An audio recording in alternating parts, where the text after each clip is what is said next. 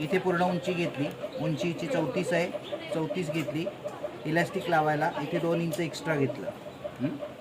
इथे कमर घेराचा चौथा plus 2 inch, कमर घेर आहे याचं 30, 30चा चौथा 7.5 प्लस 2 9.5 31 it is so रहने दो. okay 2 इंच आता है ना वैसे. आता इथून इथे सीटचा तिसरा भाग याच्या पुढे इथे वाढीव 2 इंच घ्यायचं मांडीसाठी आणि त्याच्यानंतर खाली बॉटमच्या निम्मे अधिक 1 इंच. बॉटम हिचं 14 आहे, 14च्या निम्मे 7 प्लस 1 8 आणि मग ही लाईन याला सरळ सरळ सरळ सरळ सरळ जोडून घ्यायची. इथे फक्त एक सीटसाठी शेप द्यायचा आहे. हा झाला पायाचा एक भाग. आता हा आपण पायाचा भाग कापलेला आहे. असं सिंगल कापून घेतल्यानंतर साडीला 2 बाजूला किनारी असते, 2 बाजूला किनारी असल्याकडे कपडा आपल्याला बचत करता येतो. आता हा या बाजूनी बॉटम कापला तर याला उलट बाजूनी असं घेतलं तर आपला एवढा कपडा बचत होतो.